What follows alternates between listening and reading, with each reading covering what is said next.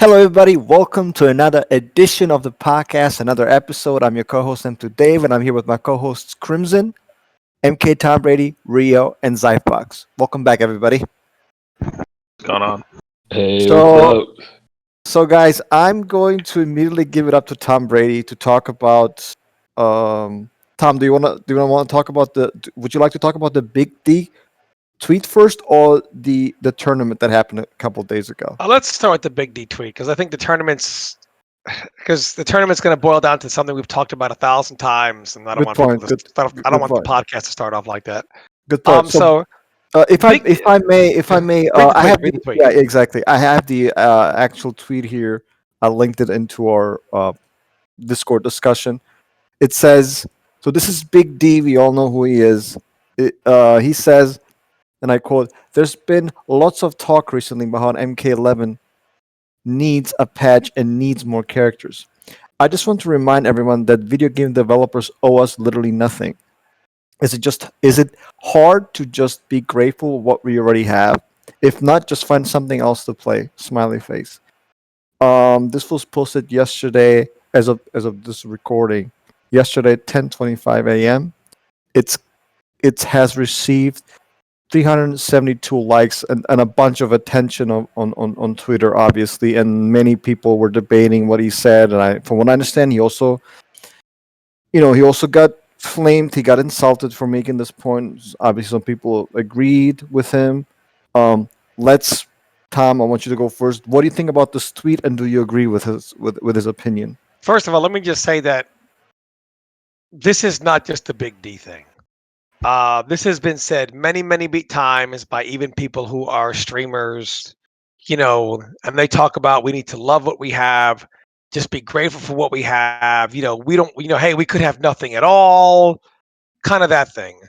And that would be great if it was 2005. I would certainly agree with that. Back when developers really had no power to change anything. To me, would you go to a restaurant and say, look, just be happy with what you got. They don't really owe us anything, right? Be happy with the meal. And if you don't like the food here, just find somewhere else to eat, right? You'd be like, no, I paid this. And this is really what it is. When developers charge you, in NRS's case, $165. Now, if you feel that you did not get your money's worth, you are certainly within your right to say, this is not what you advertised, at least in my opinion. And I don't feel like I got my money's worth. For people that say it needs a patch or whatever it is, I mean, I guess we have customs or they've done stuff, but again, they literally, I hate to use the word bootleg, but in my opinion, the way they did customs was very bootleg. Just some moves, it just doesn't make any. There's no rules to the game either. You want to play the game. Most fighting games have like a system. Every game has some type of system, and then there's the custom, which has no system. There's no rules. Are launchers one slot or two? I don't know. It depends. Whatever we were trying to do with that character, there's no real rule to it. Moves like this, one slot or two. Here's one, here's two, here's three, because it's all over the place. And if someone says, look, I paid $165 for this game from day one, and I don't feel like this is what you advertised to me, and I feel like it needs a patch. More characters. It doesn't need more characters for him. I'm with him on that one. But the game is unfinished, and if I paid $165 for a grossly unfinished game, I think it's within your right to demand more for your money. Nobody has any right to tell somebody how they should feel about the money they spent. And this is what fighting game developers, especially NRS, has been getting away with for a long time. The whole be happy with what we gave you. And this normally isn't as big of a deal here because most of their games are more finished than this. This game is drastically unfinished in many ways. And I just feel like this is, this is not is the game good or bad? This is it almost feels like people that say this are like, look, I know you paid this much money. Just be happy. They don't owe you anything. I mean, whenever you pay money, they do owe you a good product. So anyone who pays money for something, I just feel like you have the right to demand better for the money you pay. I don't really feel like anybody has the right to tell you what you should expect for your money. Crimson, what do you think? Uh, I think that's kind of silly. I mean, no one is paying $165 just for competitive play. Like, most of the people paying $165 are casuals that want to play all the story modes and stuff like that. As far as the value of the game, I think this is one of the most complete fighting games that's ever been released in terms of content. I think it's pretty hard to argue with that. Competitively, I understand why people have issues with it. So I think that that's mainly an issue of patching, right? It's not that the game is lacking content, it's that the content is there. People would prefer that it plays differently. But as far as this game has no content or like there's not enough content to justify the price, I think that's false. I think if you're a Mortal Kombat fan, this game has pretty much everything you can want. I just think people this is part of the reason why it's hard to have these discussions because people can't just say what they feel, you know? People who feel the game is unbalanced can't just say, it's unbalanced, right? They got to be like, oh, it's the worst fighting game ever made. Why did I pay my money for it? They didn't put any effort in. The developers are lazy. They're horrible. And people who feel that, okay, like the game is reasonably balanced, but I don't like the meta, can't just say, I don't like the meta. They got to be like, oh, it's a waste of money. They didn't put any effort in. Everyone's lazy, stuff like that. I think that's why we cannot bring the two sides of the community together to have a productive discussion. I think if people say what they actually mean, then we can address the issues. And the more hyperbole we use and the more extreme the arguments are, it's like politics. The more polarized we become, half of us go to one side of the room, the other half goes to the other half. We shout at each other, we never agree on anything, and no progress gets made. And in my opinion, if we keep doing that, the road we're going down as a community is we will get nowhere and things will continue to get worse. People will not get what they want. And we'll just be yelling at each other and be a really terrible place to be. So, in my opinion, I think everyone should say what they really mean. We should be able to have reasonable arguments about what the issues really are instead of going to extremes saying people are being scammed because they're paying all this money for a game that isn't worth it and stuff like that. At least that's what I think. I think we're headed down a pretty ridiculous path. And if we don't turn back, this community is just going to become a complete mess. And we will never be what we used to be. We'll never be a fun place to exist and play games.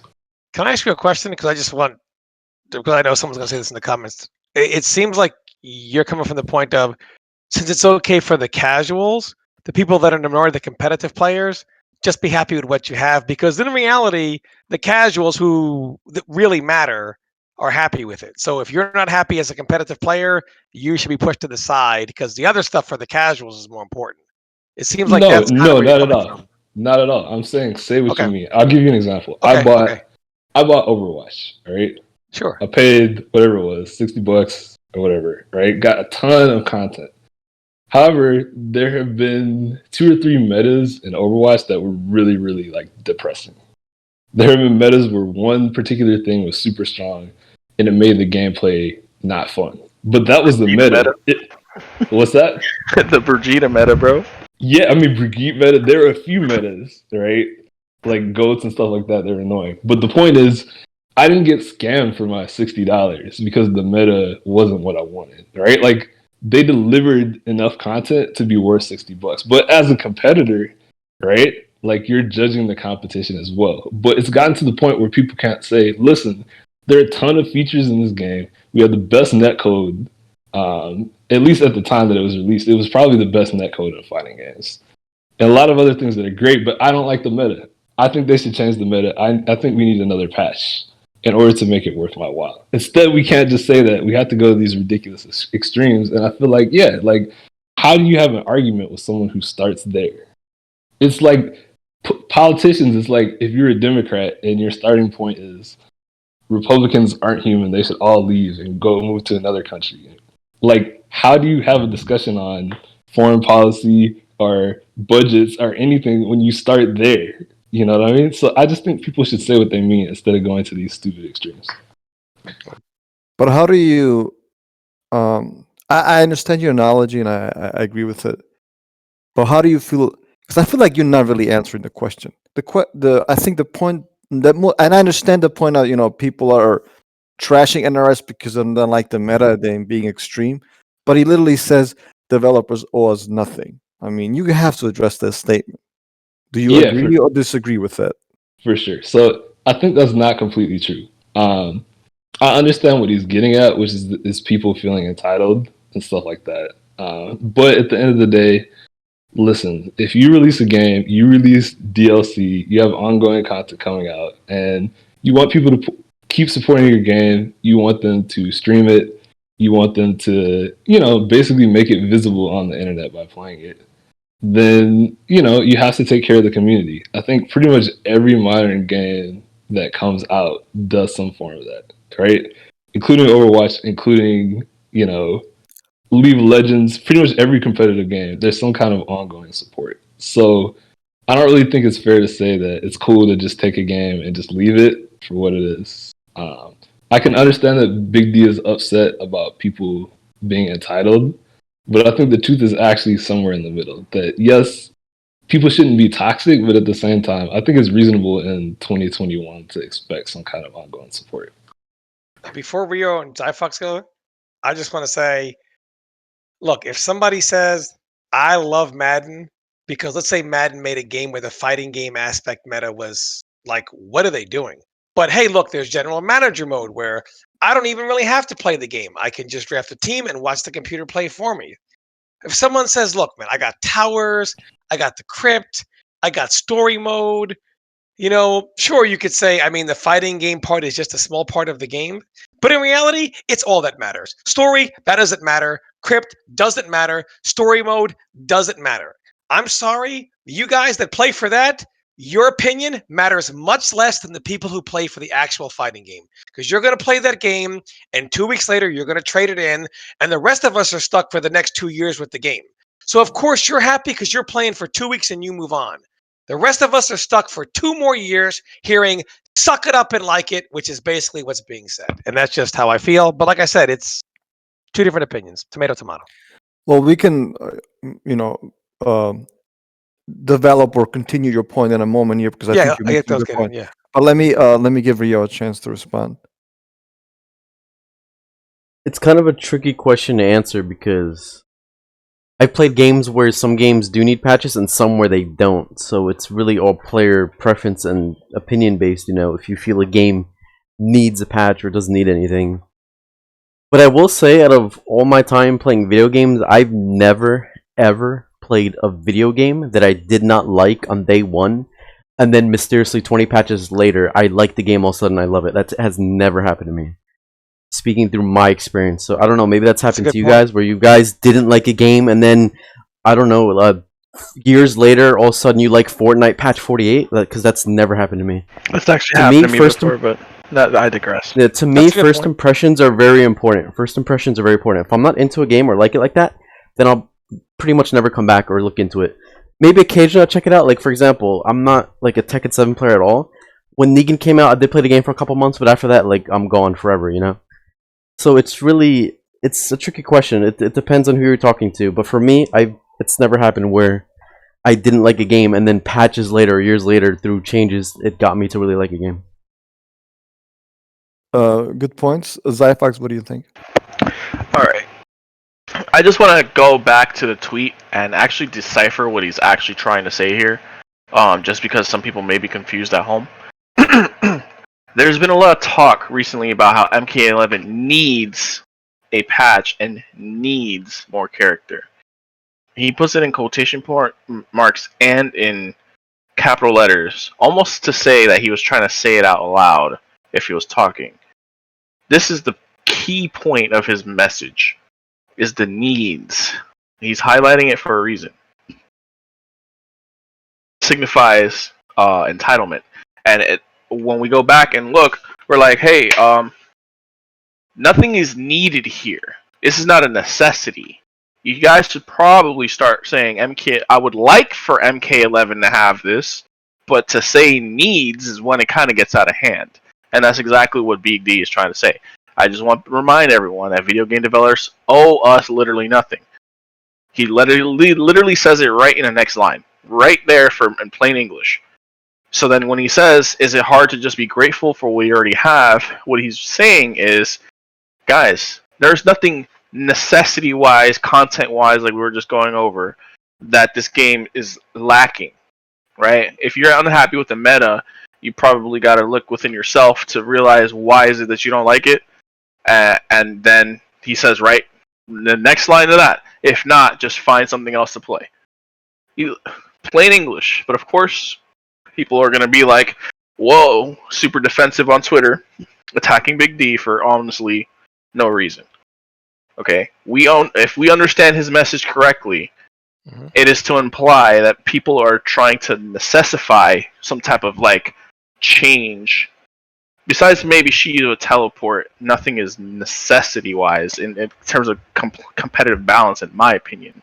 And then the needs for more characters, like bro, I've never seen a company work as hard and diligently on their characters like NRS did for MK11. I'm sorry. Plain and simple, they have done more than it. I did not know that they were going to have that many characters for this game. That just blew my mind out. Like, and story, like they've been working hard. Okay, and that's where the Big D is coming from on this. So, if we're trying to focus on, oh well, no one's going to tell me what I got to say about what I've paid for. Big D's not talking to you guys. He's not talking about you guys at all. He's talking about the people who are crying on Twitter, crying on their Twitch stream, on their YouTube channel, talking about necessities, priorities, because of something that they paid for. It's a want, not a need. I think that we need to really address that part. Do people go to restaurants and cry over bad service or bad food, or do you think that's a necessity? Or should they be grateful for what they get? Well, it depends on your circumstance, right? If you're someone who doesn't have that privilege to be out on the restaurants every day, you're going to look at it a lot differently than someone who goes out every single week, right? So, again, take that with a grain of salt, but look at it the same way with this game. Some people don't get it. Some fighting games don't get as much content as we do. What if a fighting game developer just comes out and nothing comes out after? What if a fighting game developer advertises the game as being one thing and it gives you something completely different? Do you think it's beyond reasonable to say I'm waiting for them to deliver on that because this is what sold me the game? Or maybe your interpretation of what they promise is wrong, and maybe you're just a flawed human being. Maybe, but I think Ed Boon's words are pretty clear in what he advertised the game as. As we can see, words are not as they seem. A lot of people have different interpretations on what people are saying. I clearly broke down Big D's tweet. Sure. I could probably go and do the same thing for Ed Boon's little promises that you probably took out of context. It's a difference of opinion. Like, you think they worked hard. I think they did the least amount possible in every possible situation. Well, that's your opinion. I could definitely debate you on the facts on that. Yeah, but different opinions. Again, anything else? Just agree to disagree. It's one of those things where people see it one way, some see it another. Everything in life is like that. So. But I think it's possible, for example, to, not that Rio is wrong, I think he makes a good point. For example, like, just to use Tekken example, I didn't play that ridiculous patch where reload, you saw 7 whatever Leroy's in the evil Japan. I knew it was going to get changed. I knew playing the game at that point was completely pointless. I didn't like the meta at that point because the meta was Leroy, and even the Fuckram was first released. The meta was Fuckram, So I think it's perfectly possible to dislike a meta at a certain point, at a certain period of a game. And then you can advocate for changes. Then once they get changed, you can go back to liking the game. I think, isn't that fair to say? And maybe some people don't like the meta right now, or maybe they're bored with it. Obviously, content is a little bit different because I think the meta probably affects more the competitive audience, as Crimson was saying, where content is more not the competitive gamers don't appreciate content, of course not. But what I'm trying to say is that I think if you don't like the meta, I think it's perfectly fine to advocate for changes. I don't see absolutely nothing wrong with that. And if people dislike the meta, I think they should voice their opinions as loud as possible. But the saying "be grateful," that's more of a "be thankful you got anything at all" type of a statement. Be grateful for what you have because you didn't have to get anything at all. That's But you charged us almost $200. If you're going to charge someone that much and they feel like the game is incomplete, they're going to say, I paid almost 200. I feel you sold me an incomplete product. And that's what is not incomplete bitching about the and game. complaining, huh? What is incomplete about the game? I feel like the custom variation system is completely jacked up. I feel like they look. You really think someone's paying $165 for a custom variation system? Right. This is where we got to answer. Oh, If you have anything else, okay. I think the game is incomplete. I think the variation system is incomplete. I think several things about the game are incomplete in general. right? Like what else? Being, I feel like to me the game looks like it has a bunch of things that were put in that were left in unchecked. Like we're not sure what we want to do. Meter system, we don't know what we want to do with it, so we'll just have it auto regen. Wake up system, we don't know what we want to do with it, so we'll just leave all the options like that pretty much unchecked. Breakaway, we don't know what we want to do with it. Just give him armor, make him drop out of the sky. The easiest possible solution. Like it's all just it all seems like it's placeholder stuff for them to look at and evaluate. Like these are all new things. Let's not make radical changes to this stuff. Let's put this in as is. Evaluate what's being done. Like even fatal blows, right? You're doing a super move that has ridiculous pushback. Half the time it goes unpunished. Is game ending a lot of times. And like, it's like it just seems like they were like, you know what, it comes back in 10 or 12 seconds. All of that is just like so not normal for fighting games. It looks like they just put a bunch of concepts in. Mm-hmm. And we're going to reevaluate them at a later point in the game, and they never came around to it. Could that possibly be just a difference in your style than maybe theirs? Because think about this for a second. When you're saying something is incomplete, you're saying that because they chose an easier route, right? That they or something that doesn't require nuance, like how the wake up system is, or how like universal some of the things are. You're saying that that's incomplete. I don't really agree with that. Like, how are you? That's just a philosophy choice. That is not something incomplete placeholder. Well, I can tell you right now, a lot of the moves, their values are placeholder. I can tell you that right now. In what sense? In the sense of when you develop characters, when they develop characters, and I've been there for this process, the first thing they do is get everything in the game. So some stuff is just placeholder. That's why Joe pushes 2 slots, Bionic Bounce is 1. They didn't actually sit there and try to say, which is more important than the other. They just, especially the original characters, the original cast, they're developing the game, get them in, assign them a value. Somebody might say, screw it, make it 2, screw it, make it 1. And some of it is just for different values, just to kind of test how that works, right? 2 slot move versus 1 slot moves. But those were just placeholder values. And the game has never been updated from its day one form, move value-wise, until now.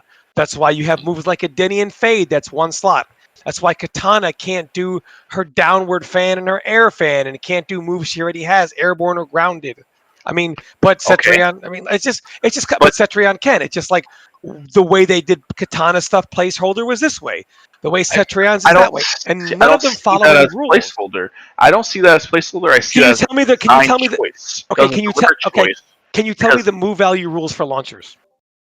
They don't listen. You're trying to come up with a system that doesn't exist right now. I know exactly what you're trying to do. This is what I'm saying, right? So we can get back to the topic. Okay. Is that this is not something that is missing from the game. You're confusing design choice with laziness.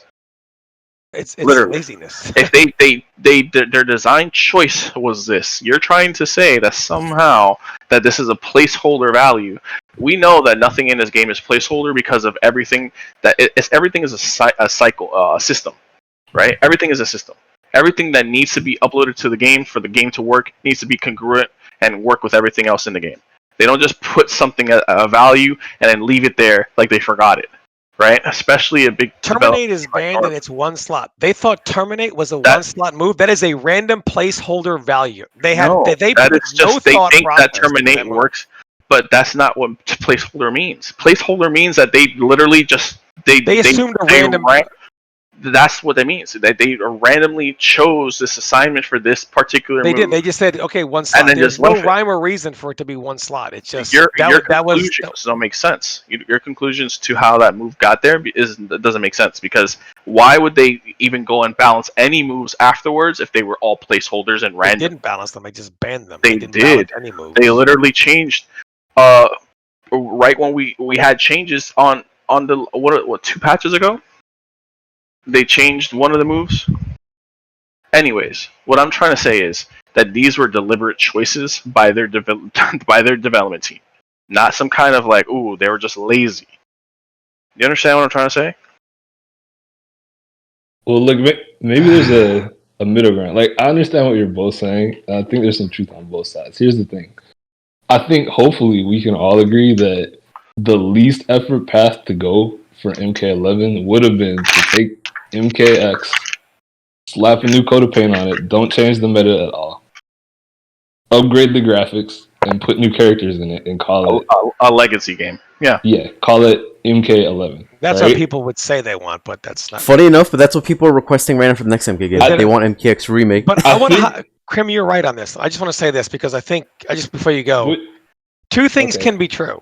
Like you said, it's the problem is we're in a community where two things cannot be true, even though they can. But You can be someone who says, you know what, I don't really mind some of this stuff, and I don't care that you don't like story mode. I actually was entertained by it. I don't, but also it's true that some of this stuff is kind of incomplete. So you have people that like this, and they're correct in saying I like XYZ. But people that say, you know what, it's obvious there are some things about the game that they just never got around to, and it's obvious that that's the case. Two things can be true about the game. Well, let me finish because I'm gonna kind of Okay. back you up, but I think Okay. both of what you're saying is true. So here's the thing: the hardest thing to do is to start over. All right, even in major AAA competitive titles, right? Usually, the most contentious period of release is in the first couple years, because the first couple years, even in some of the biggest budget games there are, it's not that the game's unfinished; it's that they're figuring the meta out. Like, to use Overwatch as an example again, it's not what it used to be, right? Overwatch is no longer the same game as when you could get 3 Winstons on your team or run 5 Divas to stall the point or whatever. It's not the same game. The meta has evolved a lot, but to get to that point, it's been how many years, right? And same thing with Street Fighter V, right? It's not the same game.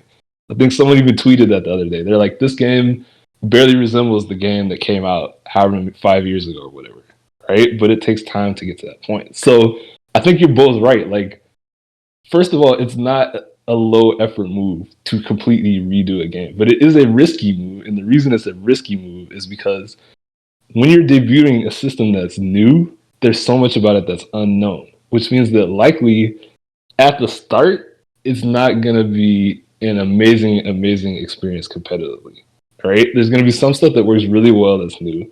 There's going to be some stuff that doesn't work well at all. And so in order to see that through, the thing is you have to keep supporting it, right? You have to keep modifying it over time. You have to keep working with it in patch after patch after patch.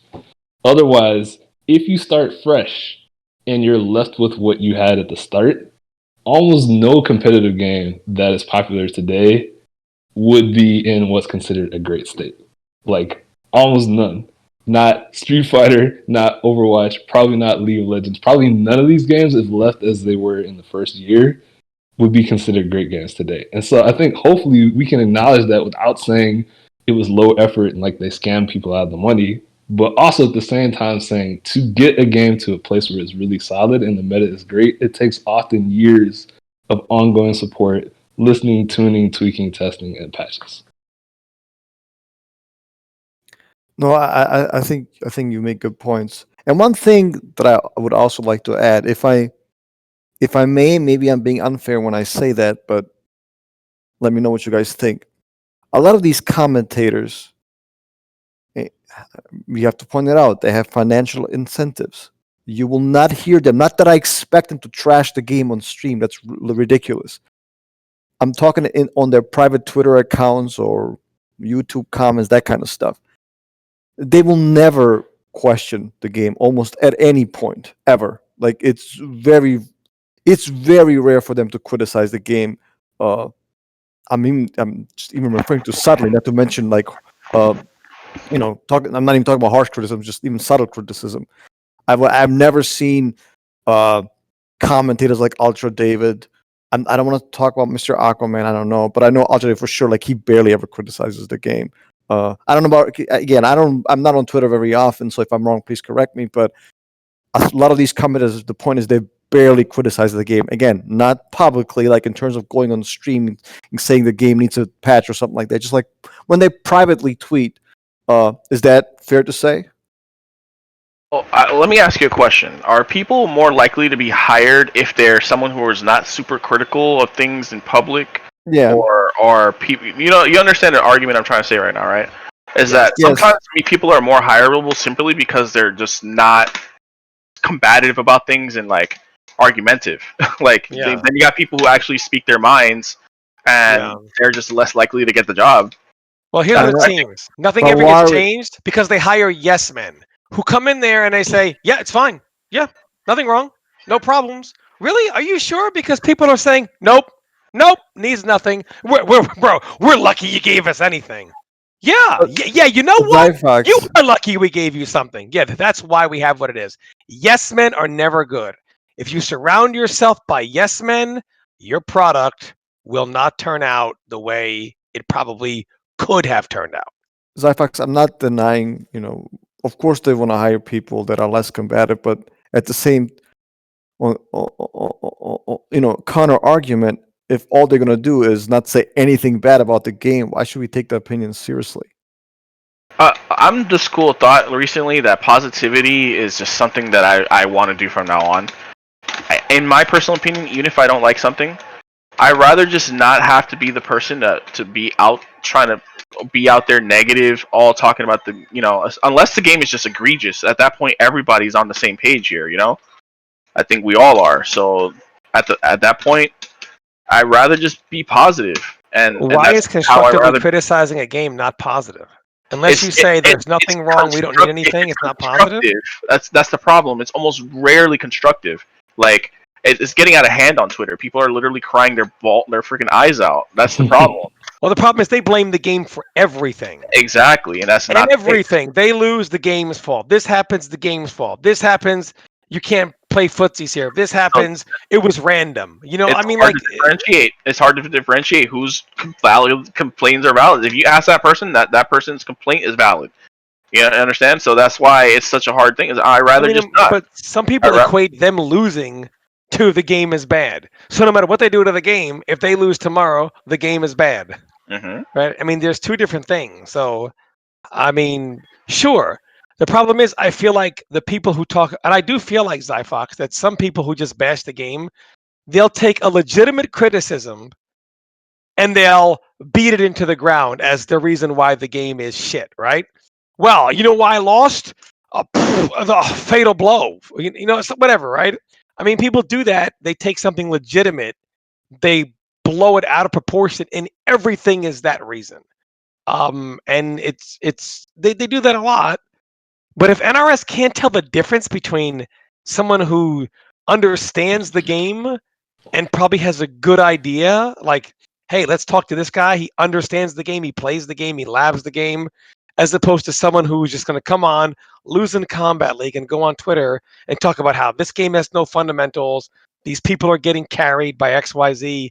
Like, clearly, you don't listen to those people, but the community lumps people who say carried by this, carried by that, random, in with people that actually constructively criticize the game, as in they're all in the same pool. Exactly, and so that's why someone like me, I rather honest to God, I rather just internalize any kind of negativity and realize why is it that I even feel like that, and go for the positive. So I'm not out here constantly complaining. You ever work with someone like that, literally just complaining every single day they walk into that job? Like it's not the reason why they can put food on the table. I'm not saying you got to take the same stance as me on this, but that's just the way that I'm feeling right now. I think businesses get better. A guy that comes into work and has a more efficient way to do things, they don't say stop complaining. They say, how about a raise? Because that works. That's typically what happens. Communication skills are important. That's the thing. It's yes. not just your message and how you say it. Well, And if you go into work and you say this is shit, why would anybody want to do this? Of course, they don't care about that. But they don't lump the exactly, guy and that says that, and they I don't lump the think guy that says this is shit with the guy who will actually PowerPoint bulletin it and And give show it them to why you they're, in yeah, more of an intelligent manner. of course, but that's not what we're talking about. right, and They're lumped in. Both people are lumped in. I think some of these people are actually reacting to the toxicity and not necessarily to the message, if that makes sense. And that's why I made the point I made earlier about like how we communicate. It has an effect of polarizing everyone to the point where everyone's so far on opposite sides of the room that we can't come together in the middle. And so I think right now there's so much toxicity that a lot of these people who are kind of like more statesman type people are just reacting to the toxicity and to the entitlement, you know? If you're like, hey, listen, they put a great effort into this game, but I don't like the meta and I think these characters should be better, then that's something that hopefully like both sides could talk about. But if you're like, listen, they put zero effort into this game, it's the worst fighting game ever made. The money I paid for it is a scam and stuff like that, then these people are gonna come out and say, hey, look, stop being entitled. Like it's not the end of the world. Mm-hmm. It's straight up 100% facts. If I may continue with Crimson's analogy about, we have the spectrum where the extreme side is, they, like Tom just said, they lose in Kombat League and then they complain the game is garbage, just they're pretty much bashing the game because of their own player flaws, not that, not anything constructive about the game. And then we put this big D statement on the opposite spectrum. This would be pretty. This is shilling. This is really shilling. This is really what it is. It really is shilling because when you say the developers owe us literally nothing, Zyphox is his interpretation. This is to me, I think, the most polemic part of the tweet because when you say something like, they owe us nothing. No, but it's not like Tom said. We pay for this product. It doesn't mean the product has to literally abide by my rules, but at the same token, that it's almost like a tweet. Maybe I'm wrong. That's meant to shut people down for talking, like for making suggestions, for constructive criticism. To me. It's maybe not. Maybe I don't know, but it kind of borders on that. It kind of makes me question why he would say something like that. Um, that's my interpretation, and I think you can. That's again. I just get that just by reading this part where it says developers owe us literally nothing. I wouldn't use those words if communication does matter. I can definitely agree with that. One note though, when you say like the communication barrier, like Big D's not like NRS. He's just another player. So when you're like this whole shilling thing, right? I just don't agree with it because you can be someone who just isn't a complainer and would rather be positive, like Slayer, for example. You don't see him talking bad about the game or complaining about the game at all on his stream. He's just straight up positive, right? Yeah, we could all say the game is perfect, Is and he you have to shilling? grind and lab it. Is That's Slayer shilling the game? Yes. No, he's not. He's not shilling.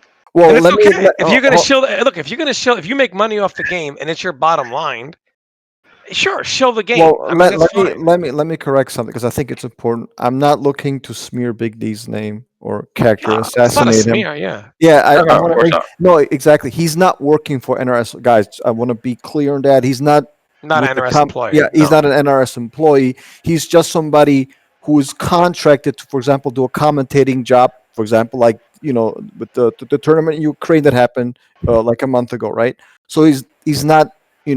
If by shield you mean somebody who's a company man, that's not what I meant.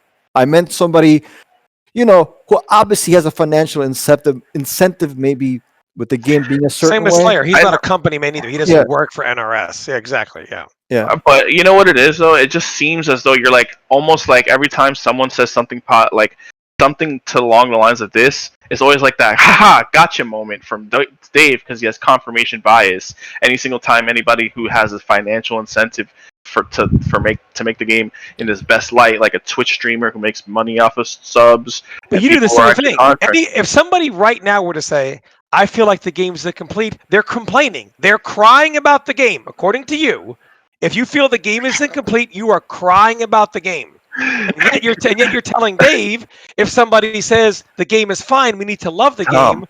They're not Tom, shilling. I mean, it's the same thing. I mean, it's Tom, the same thing. when did I ever say that people were crying?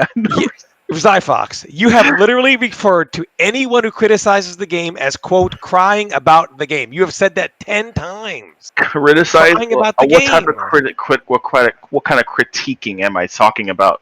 You know exactly the critiquing I'm talking about. If you're saying, hey guys, Shao Kahn's mids, they're not working on this character, and posting some video evidence to the freaking Twitter support NRS to whoever, you're giving constructive criticism. That is not crying about the game. We are on the same accord in that respect. When you're crying about the game is because you're crying about the game. So You're talking about crying the because you variation can't system of adapt. crying about the game. Hey, listen, hurt dogs howl. I don't know why you're howling right now. Because you said crying about the game 10 times, Okay. and the minute somebody says shill, you're like, why? Why's it got to be a shill? I mean, Well, Zyphox, let me mention this to continue with Crimson's analogy. This is in politics. This is like a politician who is against, for example, regulating the health insurance companies, but we find that that's where his lobbying money comes from. Like, yeah, of course. Don't you think it has an effect? Like that's such a different scenario. No, it's the same thing. Big D. You think Big D has a full-time job? That's not like you think that Big D's full-time job is to shill for NRS. No, but I think for Okay, example, Slayer's instance, him, again, he has made a lot of money from MK11, and God bless him for that, and I hope he continues. But don't you think he has a financial incentive in so-called being to use your words private and professional? Dave, you're like, yo, there's roads outside, and these cars happen to have wheels on them. So when they're on the road, no, you think there's they're meant to be. Like, come on, think about what you're saying, Dave. You think that if the game didn't have serious issues, that Frank would just be like, well, I'm a streamer, I'm not gonna constructively criticize this game? The game has serious issues. The game has serious issues. According to most people. What he's not doing is the number 2 out of the 2 types of ways you can criticize something. He's doing the number 1, not the number 2. You just happen to not see the fact that he would ever do number 1. He does sometimes, and even Big D. Everybody does number 1, which is constructively criticize the game if warranted. They do. They simply do all the time. You can go to anybody's. If there's something that's messed up in the game, it's always some type of constructive criticism. What you do not see them do. Right? And this is why you're saying, well, they're not financially incentivized, is when they're not crying about the game. Okay, they're not bitching and moaning about the game. And that's what you want to see. You want to see, well, I want to see some bitching and moaning from these people who have an incentive in their money incentive for this game to be quote unquote good standing with the public. You know what? You want to hear them bitching and moaning and crying? Or do you want to see them give constructive criticism? Which one is it? Because it seems like you guys want the bitching, moaning, and crying. I know somebody who has been giving constructive criticism on his YouTube channel, and he's labeled a hater. I know somebody who's never going to comment in his life again because he's labeled a hater. Yet really? I have seen, yes, you're talking about the guy who said he'd rather die. Not in the videos, he didn't say any of that. Yeah, but I mean, I think you can't really separate those. You know what I mean? I think that was tongue in cheek, but I get what you're saying. But it was tongue in cheek. I think it's all kind of rolled up. I just think people's perception is formed by. You guys know I was being over dramatic just to make the point across. But exactly, I don't literally mean it. You know that if you drink enough water, that it's toxic and you can die, right? And I'm pointing that only because too much of one thing is already like. We already know Tom went overboard, and he recognizes that. All right. I mean, people go overboard when they say the game is perfect. That's just as bad in this opposite direction. Right, but Two you know things how can be true. 2 things can be true, but we already know how we are as human beings, is which one is going to be more acceptable or not. And knowing that, you still did what you did. I mean, it doesn't matter, man. The truth is this: people listening, regardless of the bullshit you're hearing here, If you have anything with the game that you want to see changed, you are and will be labeled a complainer. Unless, of course, you say it constructively. If you do it It constructively, doesn't matter how you say it. Doesn't matter how you you'll say be it. good. Doesn't matter how you say it. You will be labeled a complainer. Are you There's the a only reason other why. people? There's a reason why people that have a financial interest are afraid to give any criticism, even constructive. They're afraid because they're like, I don't even want to be constructive in it and have that be construed as complaining. And you So they know take the why? safe route. You know why? Because the people that are bitching and moaning are bitching and moaning about the fact that not everybody else is bitching and moaning like they are. That's why. Well, actually, You got- that's not even accurate. Well, Correct. some people are bitching and moaning like NRS. You are the worst company when it comes to communication, and that is the truth. And But I nobody mean, puts any didn't blame on the Big D developer. It's always on the players. Always the didn't players' fault. didn't Big D say in his follow up tweet that wanting more communication is totally justified? Yes, of course. Constructive criticism is justifiable. Everybody knows this. And the Well, only let me people know who that don't know this are the people who rather bitch and moan than And constructively also, criticize. if I'm gonna look for a criticism of the meta of any sport, I'm not gonna look at the commentators. Like, you can't watch sports and think that, like, tuning into the NFL, you're gonna see a bunch of commentators bashing like the commissioner and stuff like that. Like, it's not how things And the go. I think rules you of the guys, game. I Like, think we do. I think both sides are important, but I think like this is the wrong tree to bark up. You know? But we're not saying you should publicly, as far as like publicly, I mean, actually go on stream and say how crap or how the game needs a patch or how the game, even if something sounds like nobody's suggesting that. We completely understand he's a professional commentator. He's being paid to do a certain job. We all respect that. But I think when you're tweeting, you can say something, not again. I wouldn't want to say, I'd rather choke myself than play the game or something like that. But then you could be a little bit more constructive because you're not in the in the public. Uh, you're not publicly shaming the game because it's your private Twitter.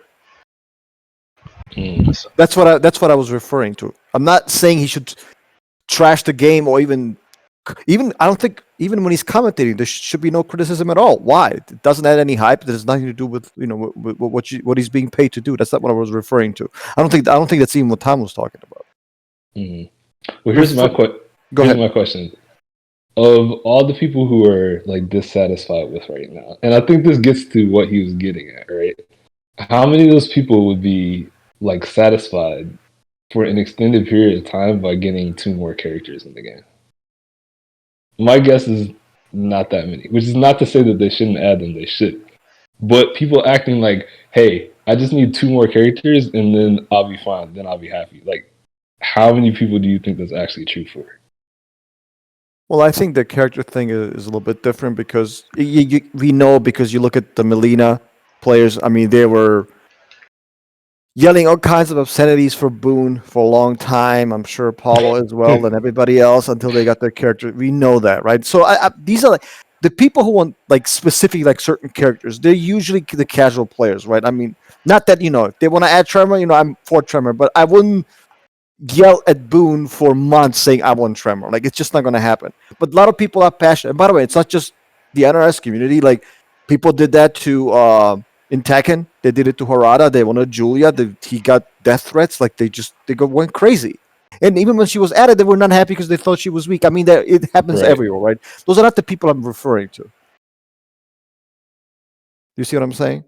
Yeah. I think the meta changes are more, that's the That's what I think.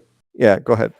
I think that matters more. That's why I said people should be honest about what they want, because if you don't like the meta, like getting 2 more characters, it's not gonna change your mind. You know what I mean? And then after those 2 characters come out, you're gonna be like, we need more content. Like a month later after they come out, you know.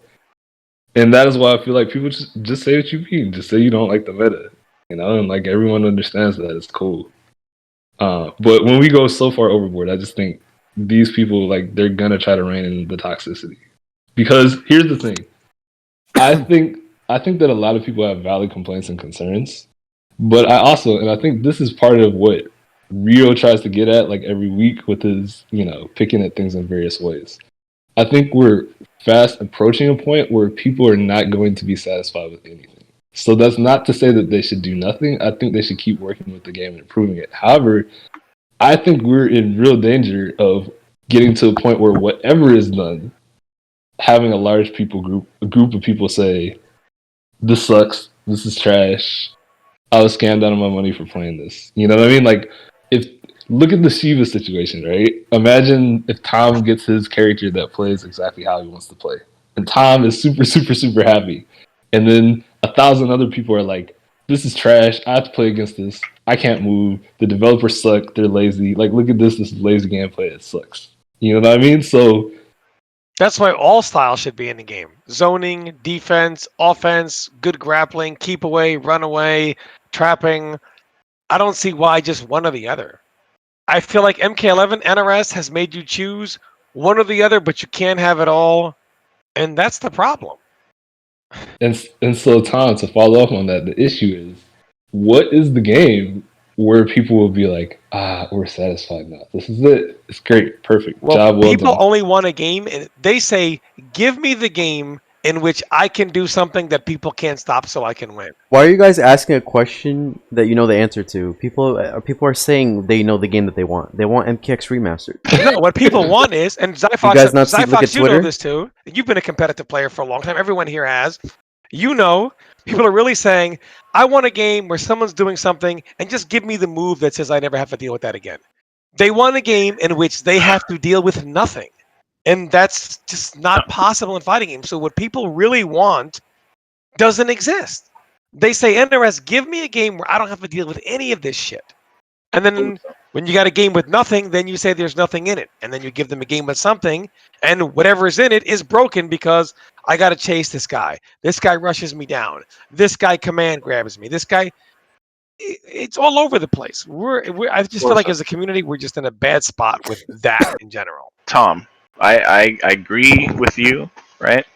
To some extent, what you're saying there. I want to go a little further than that and say that there's the two type of people that we talk about. Most of the time, when what you're saying right now is to the people who would rather, like, if it were up to them, make their character the best character in the game, have no flaws, and then have everything fucking crazy because they're irrational. You're speaking to the irrational crowd.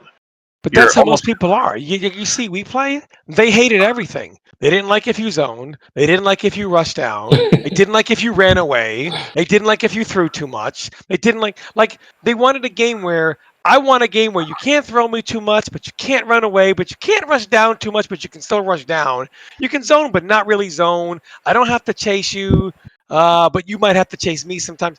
I mean, like that game. If you're in NetherRealm, you're like, what are they asking for? I do feel like that's part of the problem, where they're right, like, but they don't even know. it's so easy. It's so easy. Oh, okay. I wouldn't say it's easy, right? But it's really, really not that difficult to see those complaints and how misconstrued they are, and almost dismiss them immediately because you can see their flawed argument that they're presenting because they're not making a concise argument for why the change is necessary. What, like an actual constructive criticism is what I'm trying to say. You don't even have to be rocket science with it, but if it's constructive, you can almost instantly see it, right? Oh, yo, this is, look, here's a solution too, right here. Like, there's an actual solution here. There's a problem. It lists it. Oh, okay, this guy actually knows what he's talking about. It's super easy for a developer to look at that and be like, yo, that's a change that we might do. But because everyone is in their feelings almost all the time, and they're all delusional for the most part, we get this this babbling nonsense on Twitter and YouTube comments about how shit the game is because Scorpion it doesn't have a mid teleport. Well, let me say something I think is important, and that's the ability to distinguish complaints from the character complaints about because obviously everybody's biased. They want their character to be strong. I think those arguments, or that people complain about balance, those arguments would exist as long as fighting games will exist. We just have to accept that, and that's why I think it's a waste of time talking about it. However, there's one thing that is important, and I think it doesn't make you biased talking about it because you're not discussing your character. It talks about how the meta is just boring and stale. I think that's a legitimate complaint. Yes, Because very. and that's something that again has nothing to do with the. Even though obviously sometimes they're connected, right? Because which characters are good kind of depends, what the meta is, and I understand that. But that's why it's important to distinguish, to separate those two. And I think people who, people say, I don't know, the meta is boring because anti-airing is too difficult. Fatal blow should be maybe a little bit more unsafe, do less damage, whatever. They don't like the Oki. They think whatever. I think those complaints to me are legitimate, and I don't consider that complaining uh, at all. I think that is the constructive criticism that we do need to pay attention to. And that's pretty normal for this point in the game, right? Like 2 years into a big competitive title, it's extremely normal to be having those kinds of concerns right now. I can't think of one competitive game I played that hasn't been at a point where people felt the meta needed to change drastically within the first year or two, and even beyond, even sometimes year 3 or 4. So I think it's also perfectly normal too. I think we should make sure that we don't shut people down who want to change the meta. But when one form of complaining starts to look like the other to the point where they all get mixed up and no one is satisfied with anything, and everyone says the game is going to die if it doesn't play it the way that I want it to play, that means that even if it does change the way that you want it, if the other half of the community is unhappy, then they're just going to say this is a dead game. You know what I mean? Like, unless it plays the way I want, this game is dead. And I think if we get stuck into that loop, we're never going to get out of it. Yep. Facts. No, I agree with you 100%. I just don't see, not that anybody's doing it, but I don't see any point in blowing people up, certain people in the community for, saying their character should be strong. I mean, of course people think that. Like, of course they think that Scorpion should be, Scorpion plus thinks Scorpion should be better. And such young players think their character's fine. And she has, a certain amount of like. I just don't see any reason to spend time talking about this because we all know that's it's Zyphox wants to talk about human nature. That is literally human nature. Like they think, Cowboy's been getting blown up for years. You guys know what I'm talking about. He's a friend of the podcast. Of course, he always thinks Shang Tsung is weak, needs major buffs, and they're obviously supposed to be surprised. Like it's like so obvious. I just don't want to spend too much time on that because I think it's kind of pointless to talk about. If you know what I'm saying. You're right. You're right. Well, what's the next topic? Well, let's move on. We do have to talk about it just because of the money that was involved in this tournament. I'm going to let Tom speak because I think he understands the tournament. He watched the tournament, whatever. He followed much better, than I did. And again, I don't want to get too much into the discussion, guys, because we've talked about Sheeva so many times in the past to the point where it's really become tedious. But Tom, give us a brief rundown, please. Just long story short, there was a tournament pretty much held with, but invited by a lot of the really popular streamers, like Shroud was in it, etc. Like if you guys don't know who Shroud is, just check him out on Twitch. 20K is a pretty typical night for him, viewers, right? And what was really cool was I found out about this because I'm watching Slayer talking to Shroud, and because he's a lot of people that were in this tournament, basically whoever was streaming at the time, that they would kind of seek out like MK streams that were on, like, hey, what should I do? And Slayer was one of those people. And he's like, explaining this and that. And then a lot of other players doing the same thing, like explaining to these newer people who never played the game, like some stuff about the game, help them understand it. And then, basically, one person tells another guy, if you want to win, just pick Sheeva and do down up. And stream after stream, down up, down up. And then I watched a video by JSF, and he made a great point about this. And to me, I was looking at it like, whatever, nothing we haven't seen before, right? At even higher levels. But he said, the thing is, people say, NRS, look, the game sold 8 million, so the high-level player is like the little whatever. Like, and that even ties into the Big D thing. Like, look, whatever, it doesn't need anything, right? I mean, I know you think that you, in your 0.0.1%, think like, the world revolves around you. 8 million people bought the game, so There are a lot of people out there who do whatever. So people always say it's meant for the casuals, etc. And yet we saw casuals hating every single minute of their life dealing with it because they put something in the game that is unbeatable to a casual player. I promise you, now one of those people, after going against that, wanted to play the game ever again. Especially if you say, well, if you grind the game, you get around it. People always say, well, do it to Ninja Killer, man. Ninja Killer, that doesn't work on him. If you're a player who just picked it up, what the hell do you care if Ninja Killer gets around it? You want me to grind the game to get around down up? So, a game that is made more so for the casuals, they don't even like it. So, that was JSF's point. And overall, that's an exaggeration because you're taking one scenario and applying a broad view. But nobody wants to come back to a game that happens to them, even at a casual level. There's like, you know what? I'm done. And a lot of those people, that was their response. So people are pretty much saying that. And it was for like $100,000, by the way. Yeah, you're right. So people are pretty much saying, I mean, in this case, you are that Stomp is kind of like the dead shot, wrist shot, right? I mean, at a low level, not even obviously at a high level at that point, but even at a low, I mean, at a low, nobody's gonna beat that. Like maybe even a fair comparison would be MK11 and the mid teleport that Scorpion used to have. It's beatable at a high level, but at a low level, like you have no chance because the amount of work that you have to put in to counter that move is obviously so much higher than than the guys just abusing it. Like, and other fighting games have the same issues, and Tekken has had it. I'm sure Street Fighter has as well. How do you address that? So let me ask everybody. I know we have talked about this, but give me. Well, here's the thing. Like with MK games, it's tricky in this regard because on one hand they're designed for casuals, but on the other hand they're the worst games for casual players if someone plays a certain way. Like for example, the tournament Tom just brought up that happened a few days ago with 100K with all these big name streamers like Lyric, Shroud, etc. playing. You see how everybody freaked out about Sheeva? But imagine if these players were playing like any other MK game. Like imagine they're playing against MKX, Shinnok just doing down back 2 all day. Or they're playing UMK3 and Nightwolf is just spamming shoulder. These players would have literally lost the same way. There's just things in like every MK game that are so simplistic to do that you have to like know how to play the game, actually put time to know how to fight it. Like literally these players, no offense to them because they're all talented, but even if you had MK9 Sheeva, probably the worst unrest character ever made, like complete dog shit garbage, they would have all lost to MK9 Sheeva just spamming down up. That's just how it is. Like MK games are just fucked in that regard.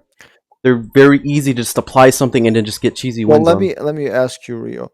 Not to put you on the spot, like ask you specific because it might not be the right time, but how do you we have probably all thought about this. How do you address Sheeva? Because I mean, I think it's at this point they should probably start with stop making her a legacy character. I know people want legacy characters, but some characters playstyles, it's sad to say this, but as future games become more mainstream, you gotta treat them like mainstream games. So sadly, Sheeva needs to stop being a legacy character and be redesigned to be something that's more fun to play against. Well, so get rid of all of her iconic unblockable moves. Get rid of all of her projectile bullshit. Make her play something that someone who has no idea what a fighting game is can look at and be like, wow, that's kind of cool. Like, give her like maybe a huge combo or something. But Rio, wouldn't the opposite point? Couldn't you also make the opposite point? Like, she should be legacy in the sense that Stomp should probably not just be abusable move. She should be like an strong up close character. Yes, probably with like mid command grab, guys. I know that bothers some of you, but it's too bad. Like when I think Sheeva, I think, okay, she's like a bully. She's gonna come in. She's gonna throw you. Like you would expect her to play. Well, you have to pick and choose here. Do you want to make the game good for casuals or not? Because if you're gonna make it good for casuals, mid command grabs is something that would not make that tournament go down well. That is true, but that is still the better option than what she is right now. When I think Sheeva, I don't think four-armed fireballs with stomping, like constant stomping. That to me is very, very weird. And that's my biggest criticism of the game because the game doesn't follow a certain formula the way you kind of expect characters to play. They really don't. I expect Sub-Zero to be like this defensive Juggernaut, that he does overhead mix-ups and lows, and I'm like, what's going on? Like, I just don't understand this game at all. It's so weird to me. That's the way I would address the issue. But I'm gonna give the chance. Crimson, how would you change the move, or even just in general the character? Mm-hmm. Yeah, I think that since the start, the problem that even better players had with that move is the same problem that casuals had, which is that it doesn't require a lot of thought to execute it. But it requires a lot to stop. Yeah. Yeah, and even then, I mean, if you see Sheeva players playing against top players, right, like the stomp is sort of like an occupational hazard, right? You just accept that you're going to get hit sometimes, and hopefully you won't get hit every time, and then you can still beat her. But that move in particular is just not, based on how easy it is to execute, it's just not fun for people to play against. So, I don't know. I mean, I would try to give it some other sort of utility. Maybe, I don't know, anti-zoning or something like that. But the way that it stands currently, I think is always going to be super polarizing. And if it's polarizing both for players, like, it's not to say that Sheeva's top tier, right? Like, no one is winning tournaments with Sheeva, right? No one is beating all the top players. Somebody did win a tournament with Sheeva. Okay, it happened maybe. Yeah, actually, on Twitter, they're all saying that she's the most broken character in fighting games. Right. But wait a minute. A lot of people are saying a that. lot of people, but wait a minute. It's not reflected in the tier list that like Sonic Fox has released recently. No, I know. Okay, but we're not talking about the 1%. We're talking about everyone now, the 99%. Oh, yeah, no, millions of that's people true, that that's have true. tuned into MK in this weekend. Sad to say, but in all their eyes, Sheeva is the most bullshit character ever made. So you can't ignore that. Right now, it's almost like fact. If you go out on the internet and you talk about MK11, you're gonna get hit with that game's a joke. They made unbeatable characters like Sheeva. Like, you're just gonna see those comments. No, I'm not denying that you're 100% right. I was referring to like the high level, the best. Yeah, I know, but we're not talking about the high level. We're talking about the 99%, the casuals. Like, we're talking about how do we make the game for them, more towards them. You know how NRS is kind of getting rid of zoning less and less every game? Yeah. How do we go more in that path to make the game more for the people that play for a few months and then move on? Well, the issue in this case, I think, is that if you have players like Tiger saying, why did NRS do this? And you have all the casuals saying, why did they do this? Then, I mean, that combination that's extremely potent. You know what I mean? Like, if it's just the casuals and none of the better players are complaining about it, then that's one thing. But if it's, like high mid-level players as well as casuals, then it seems like either you deal with it or basically people will bury your game. Yeah, I understand. I just hope whatever the solution is. I'm gonna quick example, if you guys don't mind talking about Tekken again. Like, we all know Leroy was. I mean, it was so easy. It's just ridiculous, right? But they kept nerfing him. Eventually, like, he's still a very good character. In fact, he's one of my main characters. Now he's actually fun to use. Some of his combos are more difficult. A lot of his damage has been nerfed. Like, they did a good job giving me kind of like, they kept Leroy, but not like, he's not, I'm just gonna pick it up and just destroy everybody. Like, do you see kind of what I'm saying? Like, they made him harder to use, a little bit, but they still kind of kept him one of the easier characters, and he's no longer, as crazy as he used to be. So I hope they do something similar to Sheeva if they can, because I don't think. Because a solution is very, very difficult. Because if they just remove the stomp, if they make the stomp just trash, she's gonna be very, very bad. I mean, she's gonna be one of the worst characters in the game. It's sad to say this, but I feel like you can't have showcase exhibitions with people that don't play Mortal Kombat featuring Mortal Kombat. I don't know, but in the future, NRS needs to make a separate mode. How is MK the only game where that's not possible? How is MK the only fighting game to ever exist where that's not possible? Because MK game originally was designed to be a game for shits and giggles. That's why it has all these wild moves. Like, if you look at MK1, you really think if they did a tour for MK1, you're not going to see Sonya leg grab infinites all the time. It's going to be a joke. The point is, what they need to do for but MK1 came out in 1990, 92. No, I get that, but okay, but you literally could go back to MK Extra and Justice 2. That would be even worse. Yeah, my point is this. My point is this. They have to make an exhibition mode or something for future NRS games where this mode will be designed for people that don't actually play the game, and in this mode, it will be designed a certain way where you cannot spam a move, you cannot throw a projectile more than 10 seconds each time. Moves like Sheeva Stomp are blockable in this mode. Combos are much easier. Link, you just like mash the square button and it does like this cool hype combo. They need to do something like that to make the game have this fun flair for people that don't want to take the game seriously or play it more than a weekend. So that way the game looks good like that. Because right now everything is just mixed in one bag. You have competitive game balance with casual game sense, and it just doesn't go well together with Mortal Kombat. So they have to just make a new game mode for the future Mortal Kombats and just separate everything. So that way this never happens again.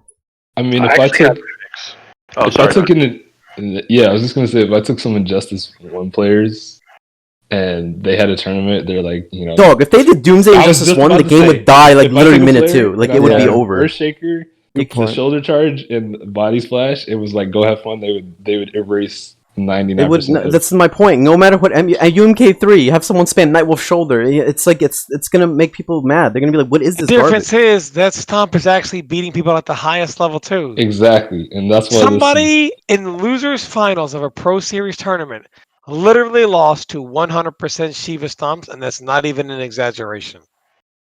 That should not happen. That's It was, I believe it. Like, embarrassing. That was embarrassing. Listen. I actually have a fix. If you guys don't mind listening to it, because you guys are giving your fixes. Yeah, go right ahead. Okay. I just want to break it down from a constructive criticism. I'm gonna run that into the ground. All right. So I want to break down as to why the teleport is bad, right? Like bad for the game, It's been buffed. That's why. right? What? You guys ever heard of flow, right? You guys ever seen like a chart for flow? Something Yeah. that's like high difficulty and then the perceived skill of the person. We know about that, right? Yeah. So yeah, the first thing that comes to mind is Shinnok down back too. I mean, right. This move is obviously ridiculous. We can all agree on that. I'm not, if you guys want to critique about the Sheeva Stomp, whatever. What I'm more concerned about is the fact that this move is honestly just as bad as every other move we've ever dealt with. So for some reason, even the high level players have not been able to conquer it, and it's kind of alarming. Like, have you ever heard of like gatekeeper characters, almost like scrub killer characters, right? It's in the same regards for me. Shiva is this scrub killer that's actually beating better players. Are the players just really not actually labbing well enough? Or is it that it's actually broken? Right? I think that because we're so used to having a shit stomp where it was like for what? MK3. How many games have she been in? 3D MK was garbage. UMK3 was garbage. MK9 was garbage. Every MK game ever. It was always been garbage. And the one fix that the developers could actually make to the game while keeping it to the same degree is for basically for them to be able to for you to be able to delay it and then move it, right?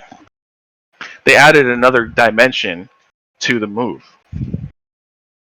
My solution to this problem is that instead of making it to where it's kind of a guess when she pulls it off, is to make it an intentional anti-zoning move like all other teleports are. Exactly. As soon as you change that one thing about this move, you completely negate the entire flow chart, the chart of flow where it right. Wipe your hands clean because now we finally got to the where it's actually a move intended to fit the rules of the game. I think Make it yeah. faster. Just make it faster. Just literally make it faster, and then you can't control it or delay it like how you are. That way, when you make a read and you make it a use as a counter zoning tool, and it's insanely fast, not too insanely fast. Obviously, everything within moderation. You give the character a way in, which is why she was bad because she can't get in. Whatever. That sweep is insane, but that's it. That's a fix. I don't understand why they haven't done it yet, to be honest. Well, I mean, you kind of answer why it's powerful. Or it's powerful because it's a guess. That's why if you hit enough of them, you're gonna win. If they guess right, it's more like a, it's a guessing game. It's like roll the dice and what happens. If it's a 1, you might get stopped. If it's a 3, you might have. It's like that's why you get random results with her sometimes. People don't like the random factor. I think if you change it in the way you want to, I think she's gonna be bad because I don't think zoning in this game is good at all. So by her having a good anti-zoning tool, where in a game where zoning is not that good anyway, what would that accomplish? Would accomplish Well, nothing. it would be a 2-in-1, almost like a whiff punishing tool. If it's good enough to like whiff punish certain moves, or like if, for example, Jade's back 1 or whatever the fuck, that's got to be a tough reason, a good reason as to why that matchup sucks for Sheeva in general, and down to just Jade's range in general. You catch her in the air, boom, stop. You can't even throw the glaive anymore in the air. I'm just trying to give this like constructively here. No, I'm not. I agree with you and Crimson. I think that's the way the move should function. Is the teleport should act as an anti-zoning tool, but the way the character is designed to be, A brawler in your face character. like a ball in her face with like very limited range on her normals. So That's why they she could kind get it. yeah. So that's why she has a stomp to kind of like use it once in a while, and maybe she can accumulate enough damage to kill you. Basically, like they kind of, as Tom would say, they kind of brick the character the way they designed her. Now, what they're gonna do again? I just hope if they whatever they do that she's still, that she's not like the next Shao Kahn or something like that. I just hope she's still good. Maybe in a different way. I would. I think at this point people don't care if she was bounced. They just want her I know, away from yeah, the game. I know. They just want her. They just want her in her coffin. But for the Like, here's the thing though. Even if they nuke Sheeva to the ground and then they do this next tournament with all these players again, like a year from now, what's gonna be the next big thing? A Jade player that was mashing down to jump back glaive, and then they're all gonna be like, "What is this stupid game?" That's my point. Like, it's becoming a point where MK is becoming so mainstream every newer game that NRS has to realize that they can't have all this sitting under the same umbrella. You have to be able to separate your casual and competitive and make their according modes. You cannot have everything under the same umbrella. It's not going to work. In I the future, know. it's going to be a huge downfall. Maria, but at some point, like, you're always gonna have stuff like that. If you play Tekken, somebody's gonna snake edge with Brian and hit you with the orbital. That's gonna be a 50-50. Like, Yeah, but that's not the same thing, Dave, pretty because bad, what you're though. It's talking pretty about is a hype combo into stuff. That is No, not the I'm same as talking- Jade spamming down to and do jump back no, I'm glaive. talking That's about the completely fact different. that a character has literally 50-50 Quan Chi mix-ups between two launchers. No, I get what you're saying, but the thing is, there's some things that these big streamers have like audiences of like 50K people that watch on a regular. Yeah. If you can't entertain them with the game that's being in this exhibition, then it shouldn't be there. And sadly, MK is one of those games that it cannot be taken seriously in a very casual competitive But Rio, area like it's that. difficult to entertain, to make an entertaining fight at a casual level when all they do, they have very limited. No, amount of- it's not. You just have to make a mode that forces you to play differently every 10 seconds. Like, for example, if you do Sub-Zero Slide, it's going to be disabled in this mode for another That 15 wasn't their seconds. So now you have to problem. go down to your other moves. The I know, I'm problem was just you giving can't- examples. Tom, go ahead. I mean, the problem was that Look, Dude's just all I'm doing saying is one this: if you thing guys over and think, over if you guys again. think Shiva's, if you guys think that when Sheeva gets nerfed, that the next exhibition that they do, all of a sudden people are going to praise the game, of it's all not going to the happen. players that played, the only character that was able to win by doing one thing over and over again was that one. So it wasn't an overall Dude, game I understand problem. what you're saying, Tom. What I'm saying is, if NRS wants to fix this going forward, I'm sorry, but they're gonna have to do more than this lazy just nerf the character and move on. They're gonna have to actually put effort and design this mode around players like that. Okay, They're gonna have to actually think outside the Let me box. tell you the real reason why this happens. Because NRS in this game only changes the game in one way, or a couple of ways. Here's how they change characters. Give them an overhead, give them a low, or give them an unblockable. And that's all they do. Sheeva had an unblockable. Oh man, she could be better. We'll buff that. Raiden, Thunderwave, we wish it could be better. Here's what we're going to do. Address none of the issues, but give you an unblockable and give you 50-50 because we'll give you some overheads. That's what they do. If Shao Kahn ever gets buffed, they'll give him an overhead, give him a low. That's it. Problem solved. That's what they'll do. That's don't what they know. do. So far, if they'll do they have that. done the least. They sold you a DLC character, mocap. That's a lot of money. Take Jason, reskin his moves, call him Terminator. Problem solved.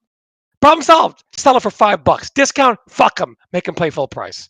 That's what they do. And we'll get Cyrex and Sector already made that we all already own, but we'll pay $5 for them each anyway, even though we already bought them. But they'll sell it to us twice. That's what they've done. Period. I think we're missing the point here. A lot of casual players heavily dislike. Heavily dislike spam. The game takes work. Not flipping a switch. Not a simple fix. Right, which is why what I'm suggesting is them actually designing a mode with a lot of effort into this, not just nerf Sheeva in the games. You just need to actually.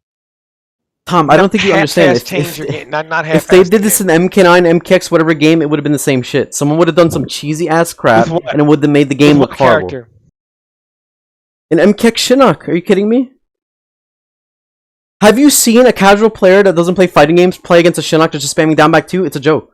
Have you not seen that happen? What are they going to do in MK9 or whatever? MK9, they're going to choose Sheeva do down up. How are you going to stop that? You think these players are going to time a perfectly timed neutral jump punch? No. They're going to get stomped a million times, say the game is shit.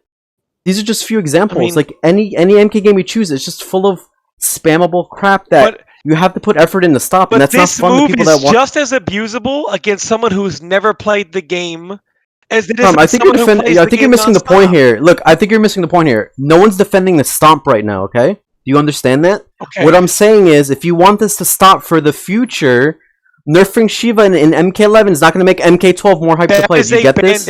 Saying, let's make moves like this so you can brain off mode at the highest levels, but protect the casuals. What? You're not getting what I'm saying. I'm saying you need to separate the casuals and the competitives. I think you're not understanding what I'm saying.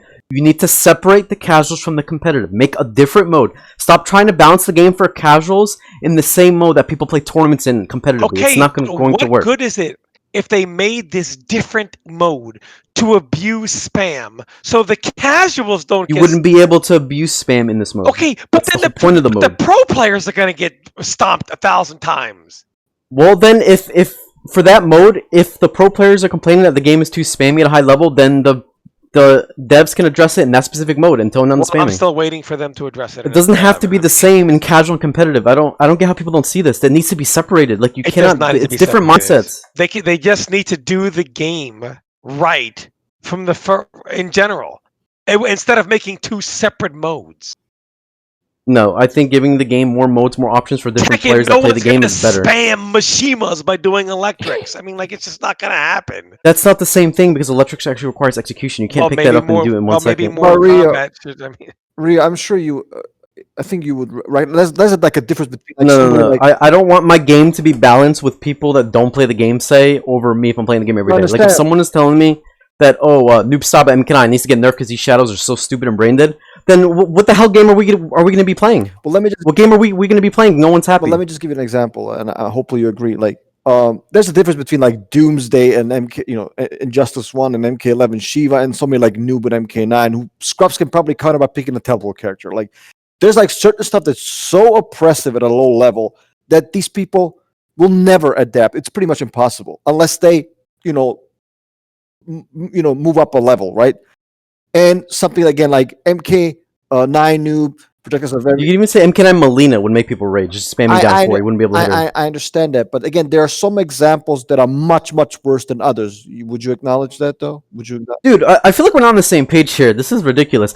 I'm agreeing with you guys, but what I'm saying is, if you want to fix the game around what casuals say, but then at the same time be like, yo, Real, go to this tournament because it's got all this casual shit fixed, why would I want to play that game? Why would I want to do that? If this game is being balanced around casuals and not cared about the high-level players that want to play and take it seriously, why should I go travel and play that game? Give me one good reason why I should. Or they could stop doing Mortal Kombat to where it requires a separate game.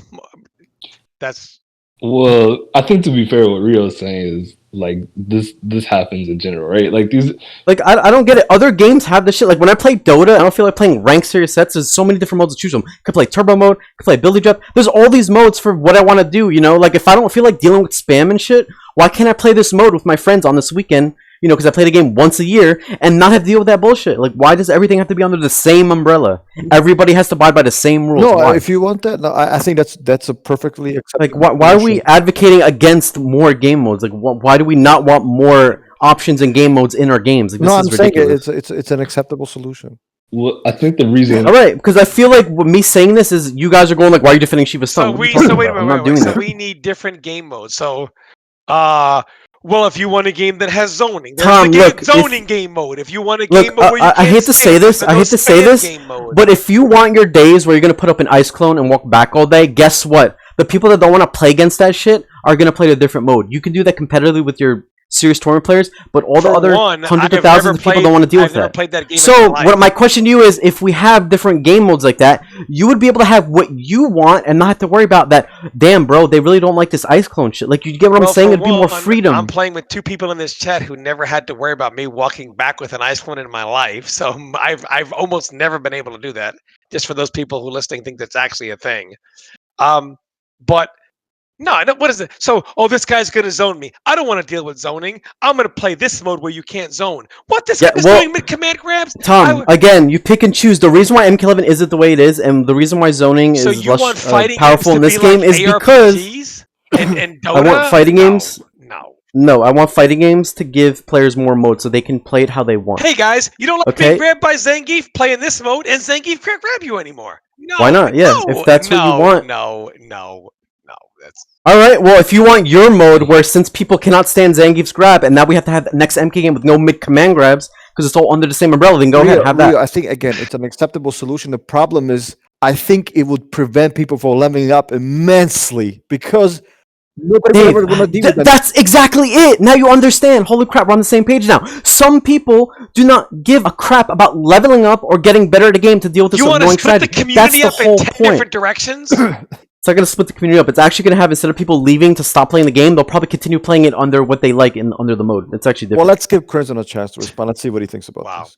Yeah. Well, I was gonna say, I think the issue here that makes things a little different is just the fact that from the I think we've all gotten hate mail from people who are like, "Oh my God, stop spamming this string," or "Oh, all you do is throw projectiles. Like, why don't you come in and fight me?" and stuff like that. In those cases, usually it's someone who is not as good losing to maybe a slightly better player who is taking the time to learn a few things that are really annoying to deal with, right? Like things you have to lab against.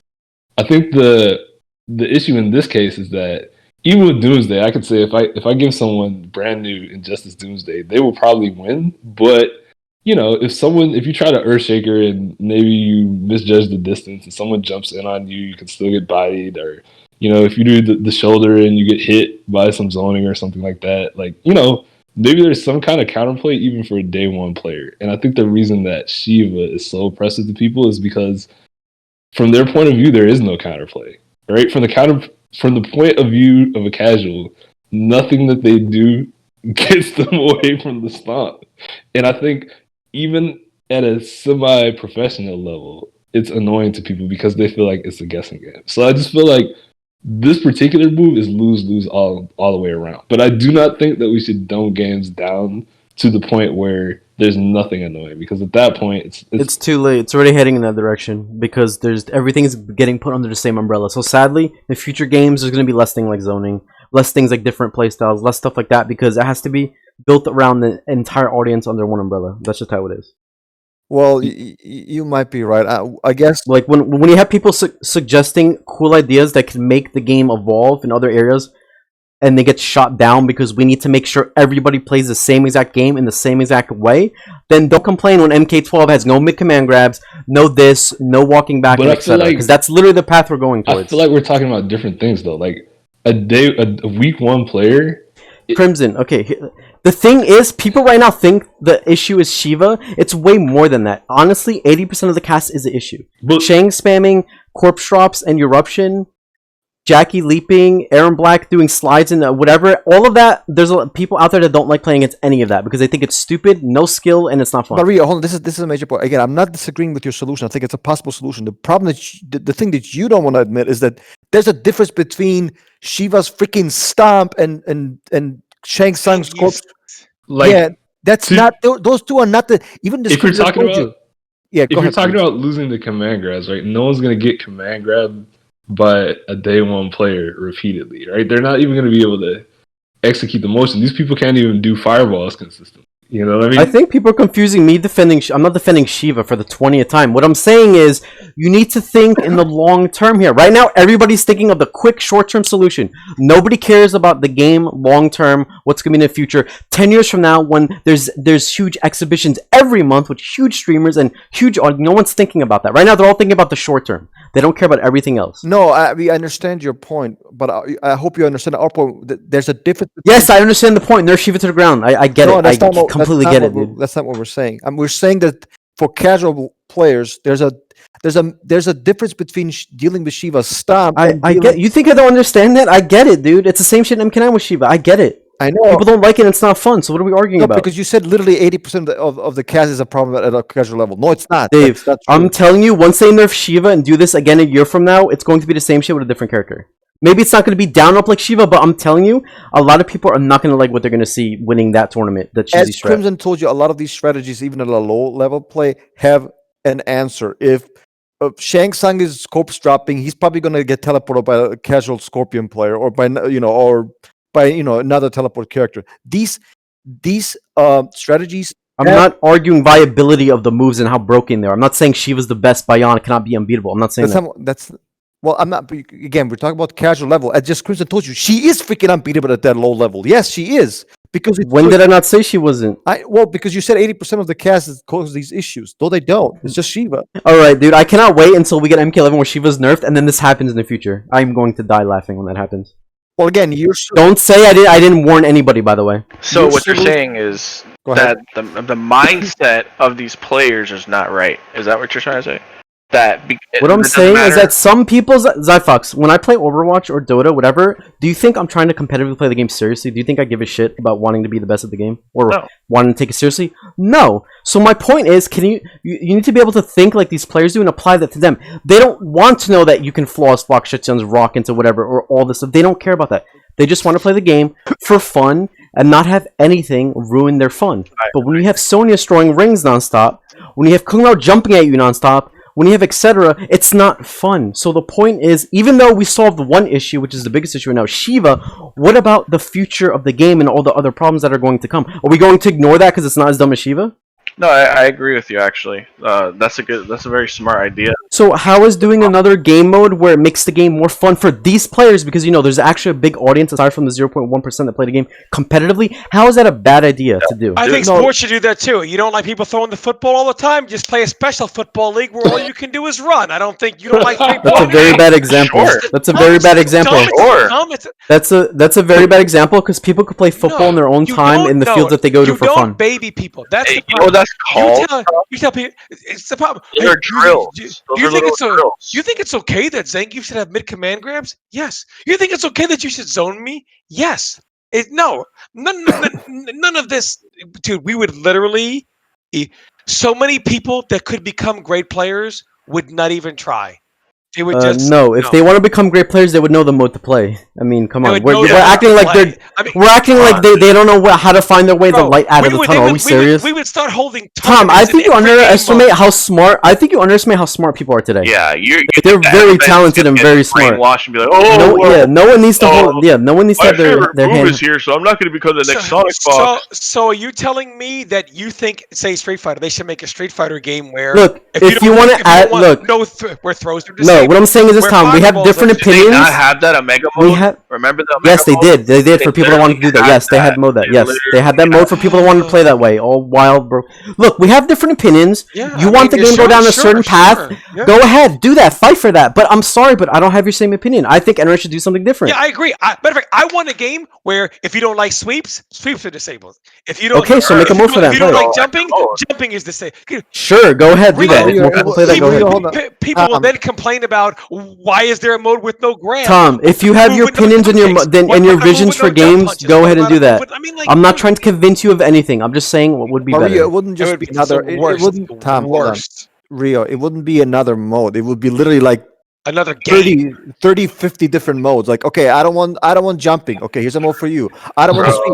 Here's a mode for you. Not even thinking no, you guys are like, you guys are not understanding what the point is. Do you guys not remember that what is it called? Test Your Luck. And they had all the different all the crazy fun shit, just shit. Okay, party it modes wouldn't and stuff even like be that. so hard as to be like, like a mode where you literally just Bro, they can't your even own get the parameters. one mode right. You want them to give you 10 modes? It's not 10 modes. It's a 10 mode in one. Listen to me, old timer, boomer. Okay, they do stuff. They all consolidate now.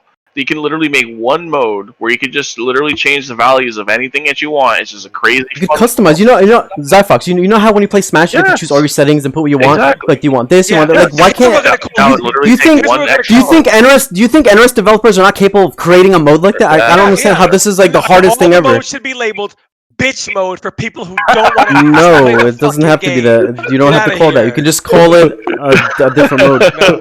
Yeah, a different mode. Wait, why is Sagat What? Okay. fireballs? Sagat shouldn't have fireballs. Why is it jumping on okay? something? I have a serious question right now. Why does it seem negative if someone wants to play against a certain thing and they don't want to deal with nonstop jumping, fatal blows, wake up systems? If they want to choose a mode that doesn't have any of that, why can't they do it? Martial arts, you start having classes, no punches, no kicks, no. You should be able to customize your experience. I don't and know everything. why we're comparing examples that don't make sense. This is Well, a video game. fighting Tom. scares people off, but if you could fight without people being able to punch or kick or headbutt, I mean, like it's just Why don't you just say I don't agree with modes like that? I think games should be under the same umbrella, one mode for If you everything. Why want don't to you play just say game, that? If that's your you opinion, want to play have games that. like that, stick to Dota and stay away from fighting games.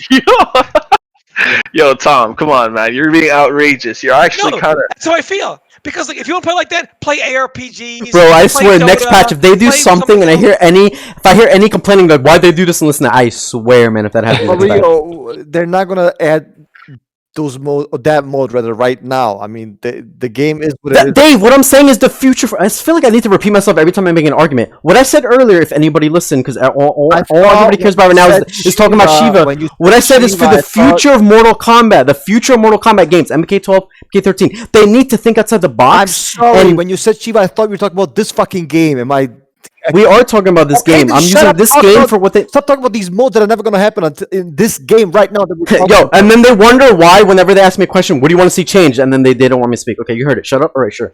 No, I'm talking about this. We're talking about MK11 right now. You got it. Nerf Sheeva. Move on with your game. Go. How can you go. go You go. from Next you patch want for you. things No, to be listen. allowed to now you want a mode in which nothing is allowed? This is not what I want, Tom. This is what would help people like the game more. He's This would- advocating. Oh He's no, advocating. it would be a joke, and people would just—it would be a joke. Mortal Kombat. Right. It would have been more of a joke than what the tournament that just happened in front of No. 100K people that look like a joke. It would actually make the Mortal Kombat players look worse than they've ever looked. That and NetherRealm, rather than actually Yeah, because Sheeva didn't do that this that weekend. right? Yeah. NetherRealm, rather than fix their main game mode, would much rather just make you pick which mode you wanted to play. So I have a tournament this week. What game? Well, I'm going to play in the no throw tournament, in the no fireball tournament. It's not just a different mode; it's a different game. Seems like we're just arguing to argue. Like, I get it. No. You guys don't understand my point. We'll just move All on. right, You guys don't hold get on. what I'm trying to Okay, say. hold on. The idea has completely went over your head. You don't get what I'm trying to No, say. we do, but You think I'm trying to say make the main game like that? you also think do it should not be a understand. fighting game in which you have 100 moves that you can swap in and out and customize. Which Yeah, we all have different visions. Like I said, Sure. you're not Rio. I'm not Tom Brady. Okay. Can we have different opinions? Is that I okay? think, can. yes, Is that okay to do? Yes. We can have All right. different I'm just opinions. making sure it's you okay can to have have different opinions here. Yep. yes, different. And with I'm that gonna play. said, I'm gonna join my gym in the no three corner league. um, I'll just play. again, we're more than an hour and a half in for sure.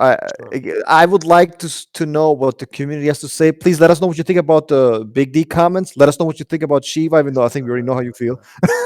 And please let us know where are you on this conversation about the different modes? Should they be added? You know, what kind of fighting games do you want for the future? What kind of fighting games what kind of MK11 do you want for the next patch? Please let us know. I want to thank all my co-hosts.